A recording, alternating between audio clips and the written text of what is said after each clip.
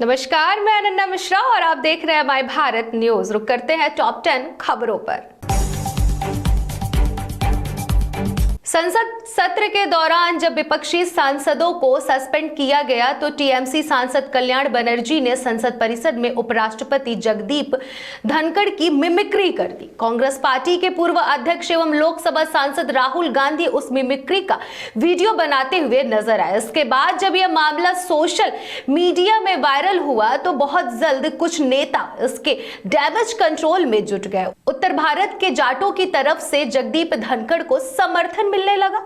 जाट समुदाय की नाराजगी सामने आने लगी। सबसे पहले कांग्रेस पार्टी को यह एहसास हुआ कि जगदीप धनखड़ की मिमिक्री 2024 के लोकसभा चुनाव में उसे बड़ा नुकसान पहुंचा सकती है।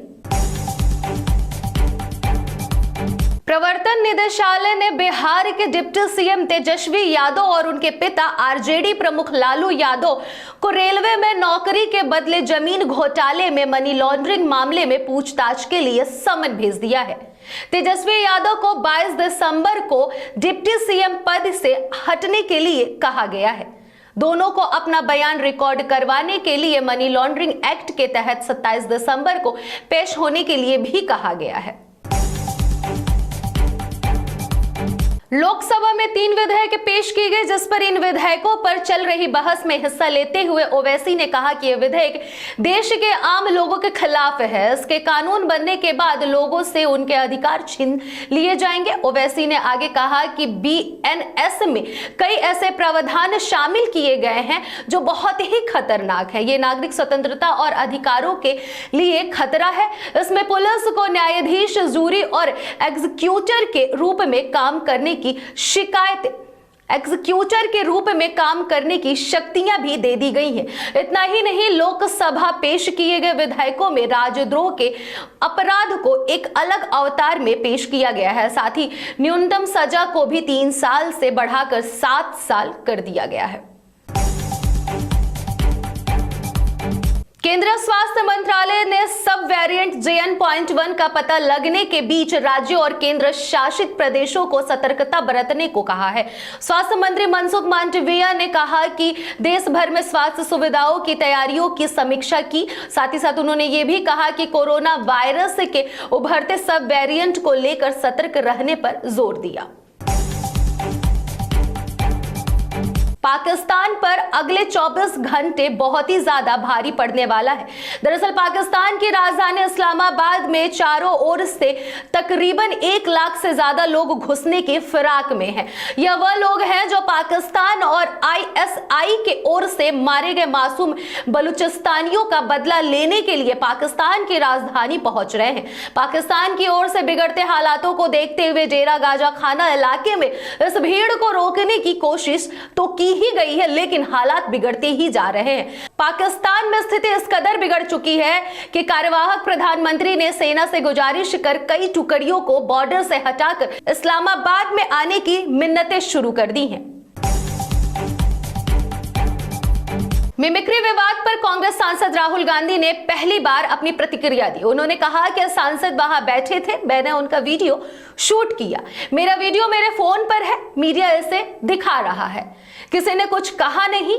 हमारे 150 सांसदों को सदन से बाहर निकाल दिया गया है, लेकिन मीडिया में उस अडानी पर कोई चर्चा नहीं है, राफेल पर कोई चर्चा नहीं है, बेरोजगारी पर कोई चर्चा नहीं है। हमारे सांसद निराश होकर बाहर बैठे, लेकिन आप उस मिमिक्री पर चर्चा कर रहे हैं।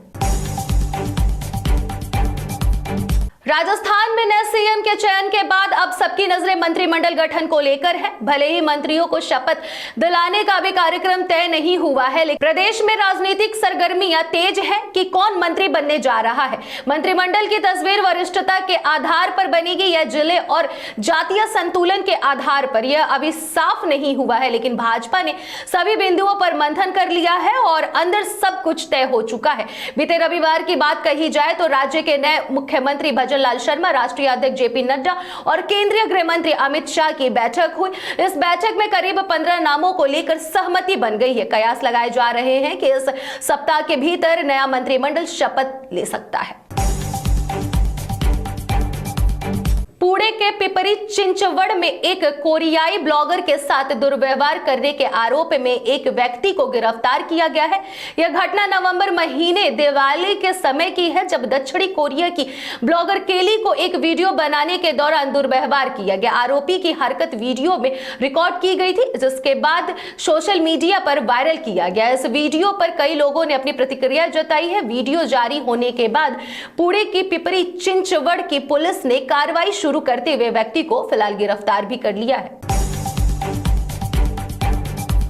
पूरे देश में जाति आधारित जनगणना को लेकर लगातार बहस छिड़ रही है। विपक्षी पार्टियां लगातार जनगणना कराने की मांग कर रही हैं। अब महाराष्ट्र के मुख्यमंत्री एकनाथ शिंदे ने साफ कर दिया है कि समाज के सभी वर्गों की राय लेने के बाद इस मामले में फैसला लिया जाएगा। खालिस्तानी आतंकी गुरपंतवंत सिंह पन्नू की हत्या की साजिश के मामले में प्रधानमंत्री नरेंद्र मोदी की पहली बार प्रतिक्रिया आई है। गौरतलब है कि इस मामले में अमेरिका ने भारत से जांच की मांग की है। इस घटना को लेकर पीएम मोदी ने कहा कि वह मामले में मिले सबूतों को देखेंगे। हालांकि प्रधानमंत्री ने यह भी कहा कि छोटी मोटी घटनाओं से भारत और अमेरिका के रिश्तों पर कोई फर्क नहीं पड़ेगा। बता दें कि अमेरिकी खुफिया एजेंसी के अधिकारियों ने कुछ दिनों पहले ही अमेरिकी जमीन पर खालिस्तानी आतंकी गुरपंतवंत सिंह पन्नू की हत्या की साजिश रचे जाने का खुलासा किया था। अमेरिका की तरफ से आरोप लगाया गया था कि एक भारतीय शख्स ने पन्नू को मारने के लिए साजिश रची थी और वह भारत में एक सरकारी अफसर के संपर्क में था। इस मामले में भारतीय अधिकारी की पहचान का खुलासा नहीं किया गया है। हालांकि अमेरिका ने घटना पर भारत से जांच की मांग की है। अभी के लिए बस इतना ही। देखते रहिए माय भारत न्यूज।